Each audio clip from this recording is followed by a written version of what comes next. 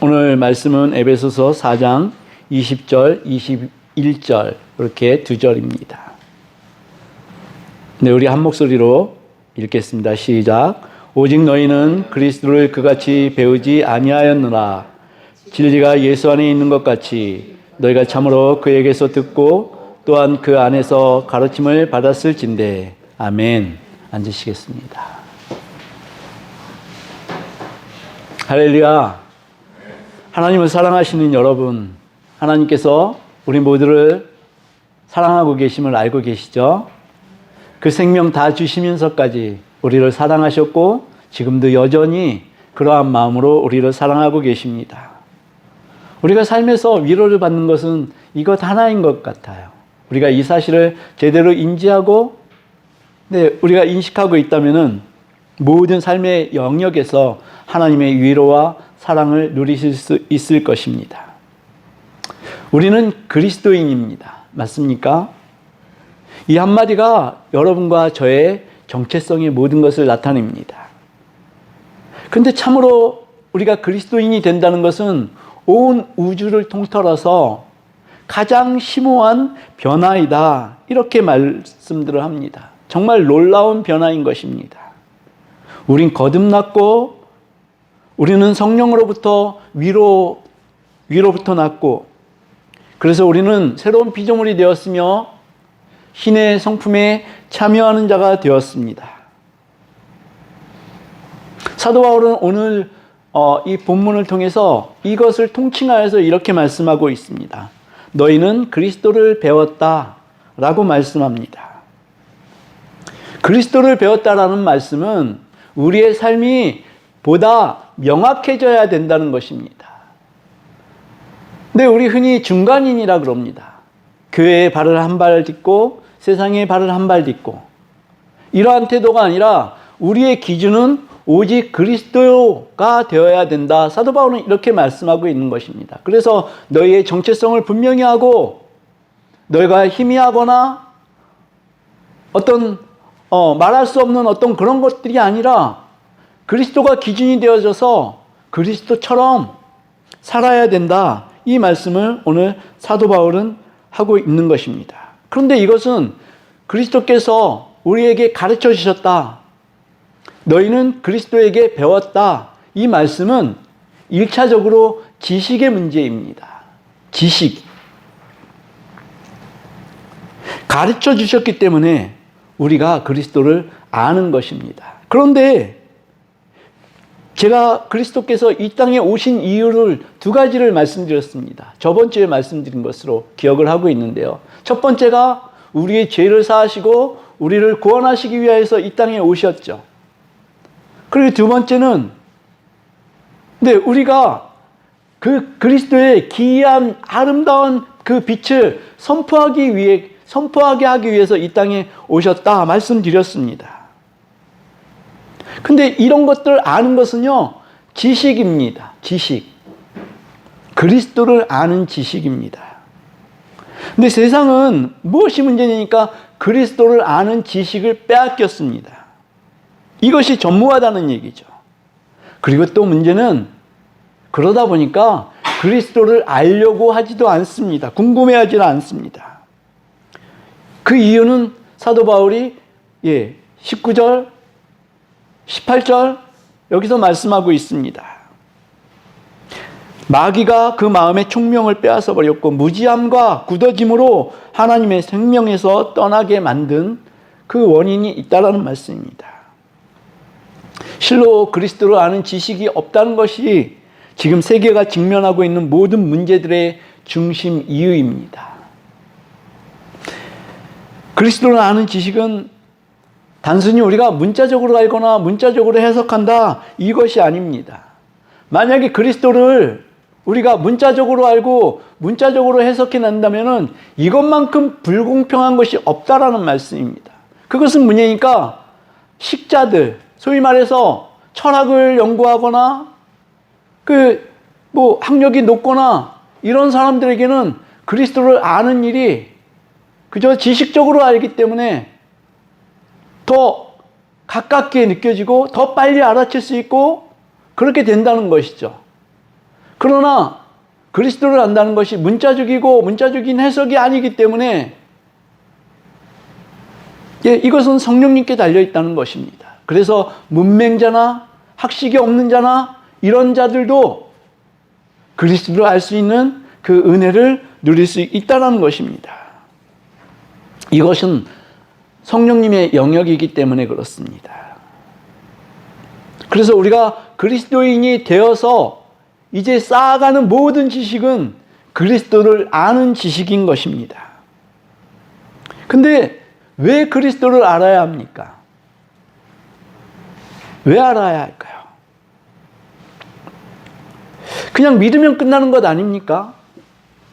제가 TV를 갑자기 켰는데요. 어떤 일이 있으니까 스포츠 중계하는 걸 갑자기 켰거든요. 근데 배드민턴인데 남자 복식이더라고요. 그런데 그 사람들이 우승하는 딱 그 순간에 제가 TV를 켰어요. 우리 삶이 그러면 너무 좋겠습니다. 막 세상에서 이렇게 편한 것, 좋은 것 막 누리다가 마지막 그때 예수 그리스도 믿고 천국 딱 가면은 너무 좋겠다라는 생각을 옛날부터 해왔습니다. 세상에서 자유롭게 살다가 하나님께 매이지 않다가. 그런데 우리가 그리스도를 모르면은요, 이런 생각이 계속 우리를 지배할 수 있다는 것입니다. 그냥 옛날처럼 사는 것, 이것이 좋다라는 것이죠. 왜? 인이 박혔기 때문에. 근데 그것만큼 그리스도인이 되었는데 그것만큼 어리석은 태도나 자세는 없는 것입니다. 우리가 어린아이로 태어났으면 성장을 해야 되는 것 아닙니까? 그리스도인으로 계속 성장을 해야 되는 것. 그것이 그리스도를 아는 지식이 쌓여져 간다는 것입니다. 그리스도를 알아야 하는 그 이유 중에 가장 큰 이유는 그리스도 안에 진리가 있기 때문에 그렇습니다. 온갖 지혜와 지식의 보물을 하나님께서 그리스도 안에 쌓아 두셨습니다. 그래서 그리스도 안에는 진리가 충만하다라고 말씀하죠. 근데 우리가 그것들을 알아가면은 예수 그리스도를 인격적으로 알게 되어집니다. 인격적으로 알게 되어지기 위해서 가장 필요한 것이 무엇일까요? 기도일까요?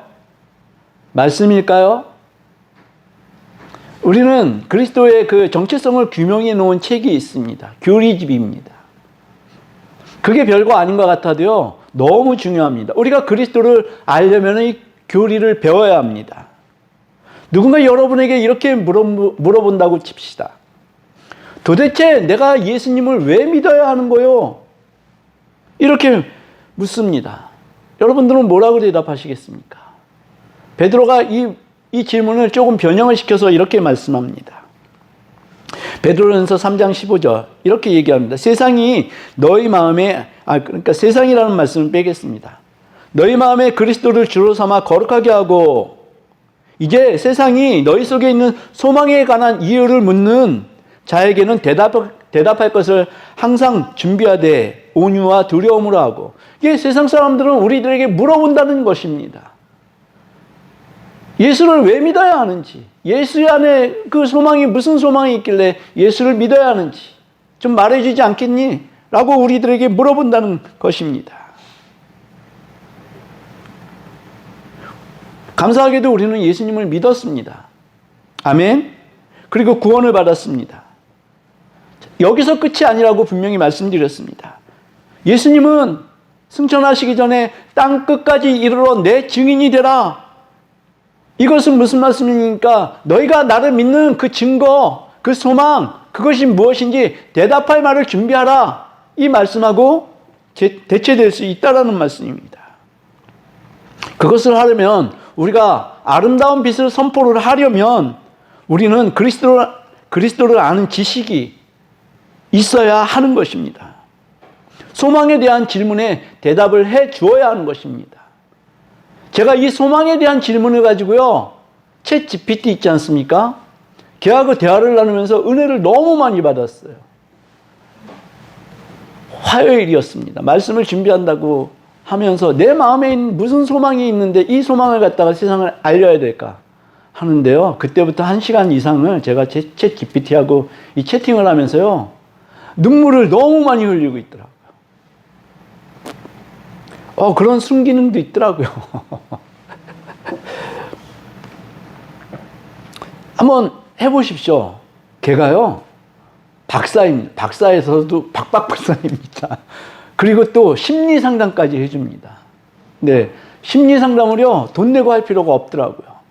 그 마음을 정확하게 적어내기만 하면 아주 거기에 대해서 분석도 기가 막히게 해주고요. 또 하나님의 위로의 말씀으로 대체를 해줍니다. 참 놀라웠습니다. 근데 우리가 예수에 대한 그 소망이 뭐야? 라고 물어보면 우리는 흔히 이렇게 얘기합니다. 난 옛날에 너무 비참했었어. 내가 사업에 실패하고 술 마시고 담배 피고 정말 인간 말종이었어. 그런데 지금은 그렇지 않아. 예수 안에서 행복해. 이것이 우리들의 전부의 대답입니다. 또 이렇게 가르치기도 합니다. 근데 사실 이것은 우리 안에 있는 예수의 그 소망에 대해서 실제로 설명하는 것이 아닙니다. 우리의 삶을 갖다가 대입하는 것이 아니라요. 이것은 어느 순간에 우리를 교만하게 만들 수 있거든요. 왜냐니까 이 간증을 하다 보면 내가 선자처럼 그렇게 간증을 하게 되더라는 것입니다. 마치 내가 예수 그리스도를 너무 잘 믿는 사람처럼 그렇게 간증을 하더라는 것이죠. 그런데 이것이 아니라요. 너희 안에 있는 소망이 무엇이냐라고 말할 때 우리는 대답할 것이 뭐냐니까 그리스도에 대해서 말씀을 해주셔야 된다는 것입니다. 그리스도를 아는 지식을 그 사람들에게 전달해 주는 것, 그것이 우리 안에 있는 소망을 그들에게 말해 주는 것입니다.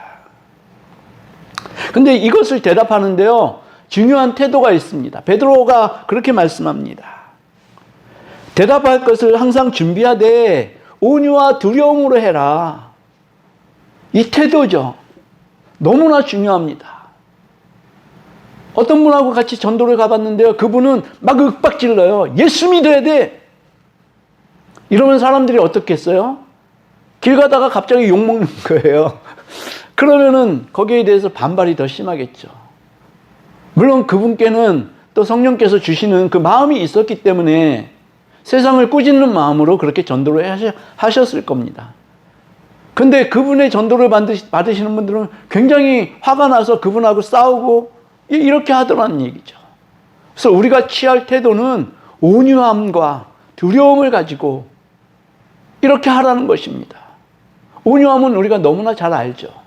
근데 두려움을 가지고 하라는 것은 우리가 좀 오해를 하는 부분이 있습니다.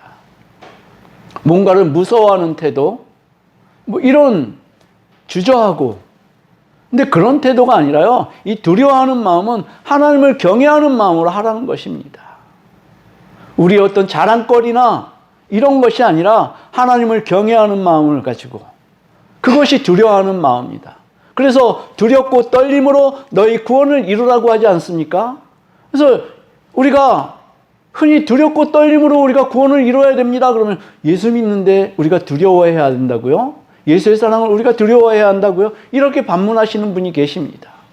그 두려움은 그냥 피어 이것이 아니라 경외함으로, 리스펙함으로 하라는 말씀입니다. 그것이 중요하다는 것입니다.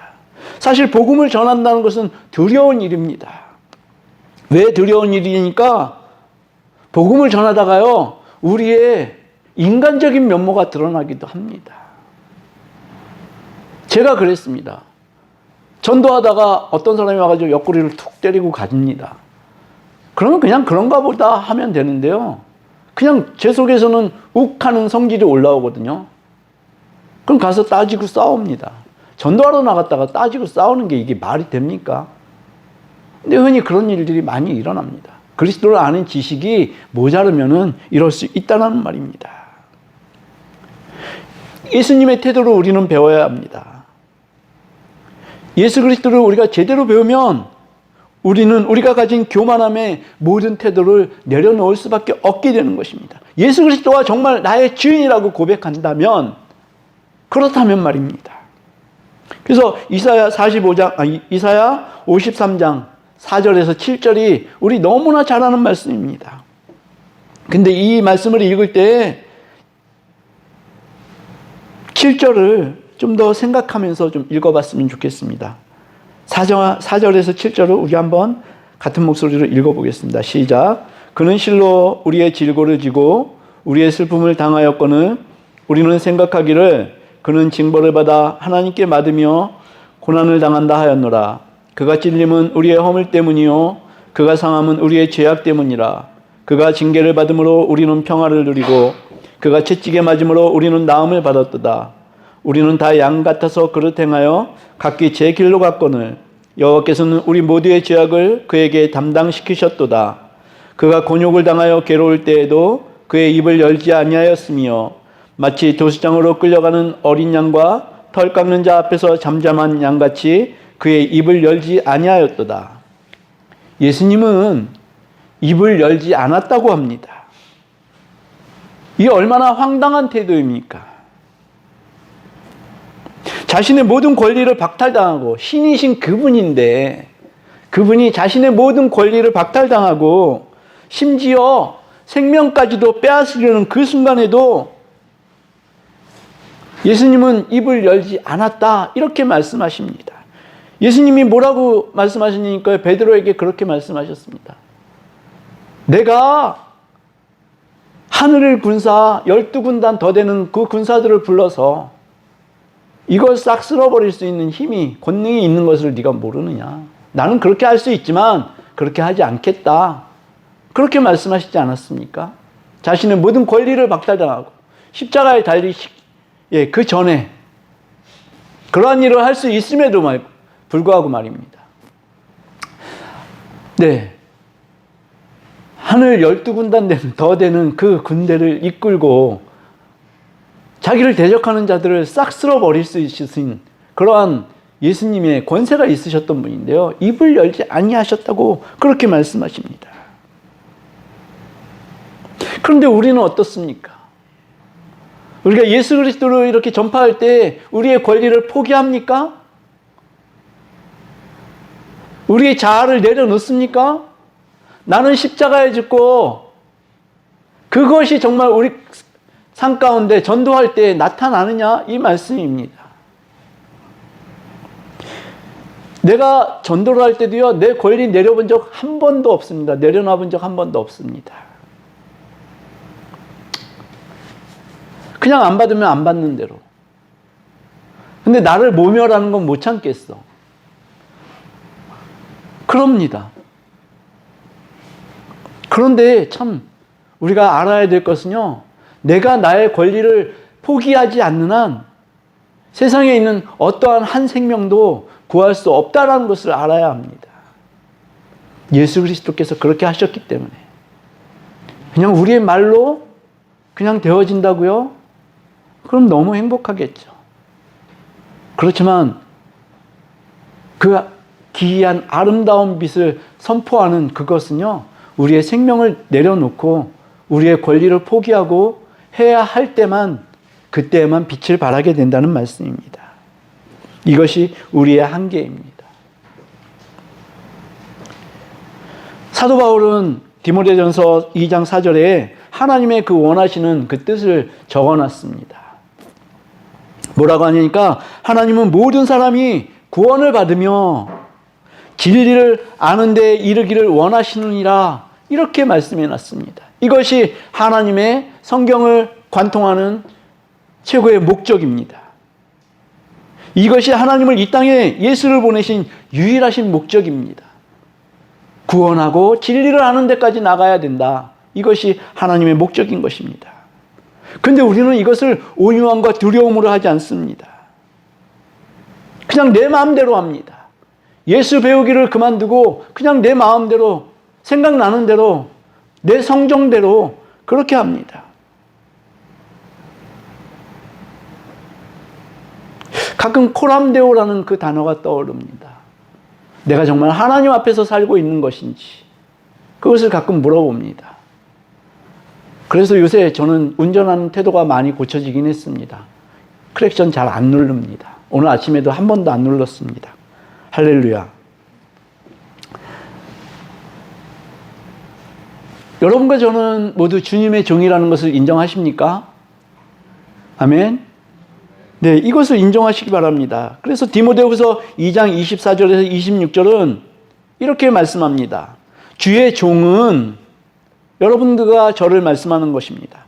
다투지 아니하고 모든 사람에 대하여 온유하며 가르치기를 잘하며 참으며 거역하는 자를 온유함으로 훈계할지니 혹 하나님이 그들에게 회개함을 주사 진리를 알게 하실까 하며 그들로 깨어 마귀의 올무에서 벗어나 하나님께 사로잡힌 바 되어 그 뜻을 따르게 하실까 함이라. 이것이 우리가 전해야 되는 태도입니다. 이 말씀이 우리를 주관해야 합니다. 그런데 우리는 항상 이 말씀 앞에서 절망하지 않습니까? 오 하나님, 나는 언제쯤이면 이러한 상태에 이르게 될까요? 근데 우리 안에 정말 그리스도가 계시면 우리는 그렇게 할 수 있습니다. 근데 문제가 있습니다. 우리를 솔직하게 한번 자신을 들여다보십시오. 우리 안에 성령님이 계실 때도 있고요. 또 성령님이 안 계실 때도 있습니다. 그렇지 않습니까? 솔직하게 말씀해 보십시오. 성령님이 365일 24시간 내 안에 있다. 이렇게 자신 있게 말씀하실 수 있습니까? 그냥 성령님이 가끔 안 보이실 때가 있더라고요. 내 마음대로 살고 싶을 때. 그렇지 않습니까? 그렇지 않은 걸로 해석하겠습니다. 대답을 안 하시는 거 보니까. 네. 근데 저는 그렇습니다. 계실 때도 있고 안 계실 때도 그렇고. 시편을 보면은요, 하나님께 참여하는 시가 7편이 있습니다. 그 중에 시편 143편, 오늘 제가 묵상할 때 읽었던 성경입니다. 12절의 말씀이 저의 마음을 감동시켰습니다. 뭐라고 고백을 하니까 이게 다윗의 고백시거든요. 참회시인데 맨 마지막에 나는 주님의 종이니이다. 나는 주님의 종입니다. 이렇게 고백을 합니다. 그런데 그 12절을 가만히 읽어보면요, 이거 그리스도인이 드려도 되는 기도야? 이런 식의 어떤 기도를 다윗이 하고 있는 것을 보게 됩니다. 제가 읽어보겠습니다. 시편 143편 12절입니다. 주님은 한결같이 나를 사랑하시니, 이건 새 번역입니다. 내 원수들을 없애주십시오. 내 원수들을 없애주십시오. 이렇게 기도합니다. 나를 억압하는 자들을 멸하여 주십시오. 이렇게 기도합니다. 그리고 나는 주님의 종입니다. 이렇게 기도문을 마칩니다. 여러분들이 기도할 때요, 하나님, 나를 대적하는 내 원수들을 멸해 주십시오. 저 사람들을 죽여 주십시오. 이렇게 기도할 수 있습니까? 믿는 사람인데 말입니다. 그럼 이 다윗의 기도는 어떤 기도입니까? 잘못된 기도입니까? 전혀 그렇지 않다는 것입니다. 다윗은요, 원수들의 그 생사의 여탈권을 하나님께, 공의의 하나님께 맡기고 있는 것을 봅니다. 그래서 이 기도는 잘된 기도라는 것입니다. 내가 하는 것이 아니라 하나님께 그렇게 부탁을 하고 있다는 것입니다. 이 말씀이 신약하고 연결이 됩니다. 로마서 12장 19절에 이렇게 기록합니다. 내 사랑하는 자들아, 너희가 친히 원수를 갚지 말고 하나님의 진노하심에 맡기라. 이게 다윗의 태도였습니다. 기록되었을 때 원수 갚는 것이 내게 있으니 내가 갚으리라고 주께서 말씀하시니라. 그런데 20절에 또 이렇게 말씀합니다. 내 원수가 줄이거든 먹이고 목마르거든 마시게 하라. 그러함으로 내가 숯불을 그 머리에 쌓아 놓으리라. 악에게 지지 말고 선으로 악을 이기라. 저는 이 말씀을 읽을 때요, 지금까지도 이 말씀이 너무 마음에 안 듭니다. 악에게 지지 말고, 이런 말씀은 알겠어요. 예수 그리스도로 악에게 이겨라. 이 말씀을 알겠어요. 근데 악에게 지지 않는 방법을 말씀하지 않습니까? 어떻게 해요? 원수가 줄이거든 먹을 것을 주고 목마르거든 마실 것을 줘라. 원수가 줄이면 내 마음으로는 너무 고소한데 나는 그것을 즐기고만 싶은데 그 사람이 굶어 죽지 않게 먹을 것을 주려는 겁니다. 목말라서 죽지 않게 마실 물을 주라는 것입니다. 이게 성경적인 해석이고 해법입니다. 근데 저는 이 말씀이 너무 싫었어요. 나를 반대하는 놈을 내가 어떻게 선대할 수 있어. 그냥 놔두는 것만 해도 감사한 줄 알아. 이것이 우리 인간의 그 본 모습 아닙니까? 원수가 잘못되면 더 잘못되기를 원하고. 근데 제가 여기서 마음에 들어하는 것은 네가 그렇게 하는 것은 원수의 그 머리에 숯불을 쌓아 놓는 거야. 이 말씀 때문에 제가 한마디로 위로를 받았습니다. 아, 그렇게 하면은 원수가 숯불 쌓아 놓고 그럼 머리가 되게 뜨겁겠네. 머리 뜨거우면 고소하지. 이런 마음으로 말씀을 받았습니다. 근데 고대 근동에서는요, 이 머리에 숯을 쌓아 놓는다 이 말씀은 그 사람이 참회하거나 회개하거나 그 뜻을 나타낸다고 합니다. 이제 잘못했다고 회개하는 것입니다. 근데 우리가 이렇게 선을 행하지 않습니까? 거기까지가 우리의 할 일입니다. 그가 머리에 숯불을 쌓는 것, 그것은 하나님께서 건드셔야지 할 수가 있는 것이고 벌어질 수 있는 그러한 상황이라는 것입니다. 하나님이 하실 일인 것입니다. 그래서 우리가 전도하는 것도 마찬가지입니다. 이 사람을 복음을 전해서 교회 안에 끌어다 앉히는 것, 여기까지 우리가 할 일이 아닙니다. 끌어다 앉히지 않으셔도 됩니다. 우리는 전도를 옛날에 그렇게 배웠거든요. 그거 아닙니다. 그냥 전하면 되는 것입니다. 우리 안에 있는 예수 그리스도에 대한 소망을 전하면 되는 것입니다. 성경적으로 세상에 있는 모든 믿지 않는 사람들은요, 우리에게 원수입니다. 그들은 하나님을 대적하는 사람들이거든요. 그래서 우리에게 원수인 것입니다. 근데 그들에게 우리는 전하라는 사명을 예수 그리스도가 주셨다는 말씀이죠. 근데 예수님은 그 몸소 보여주시지 않았습니까? 그들을 위해서 죽기까지 하라는 것이 예수 그리스도의 그 몸소 보여주신 그 기준이라는 것입니다. 그래서 우리는 교회를 다니시면요, 반드시 교리 공부를 해야 합니다. 교리 공부하면요, 너무 하나님에 대해서 자세하게 알게 되고요, 하나님이 어떠한 분이신지를 알게 됩니다. 우리의 신앙이 확 클 수밖에 없습니다. 저는 이 교리 공부를 꼭 같이 하고 싶은데 시간이 주일날밖에 주어지지 않으니까요. 이 에베소 설교가요, 강해 설교가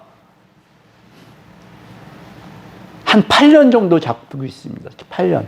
제가 목회 은퇴할 때쯤이면 거의 끝나가지 않을까 그 생각이 듭니다. 로마서도 하고 싶고,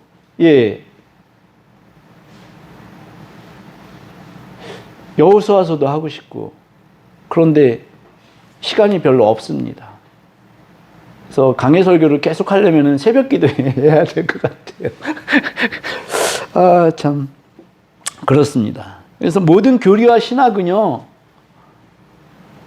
다른 거 없습니다. 예수 그리스도를 인격적으로 알게 하는데 그 목적이 있는 것입니다. 그것 외에 만약에 우리가 교리와 신학을 배운다 그러면은 그것은 우리를 더 교만하게 만들고 하나님 앞에 죄를 쌓는 그러한 모습으로 만들 수 있다는 것입니다. 교리와 신학의 모든 최종적인 목적은 예수 그리스도를 우리가 인격적으로 알아가는 것.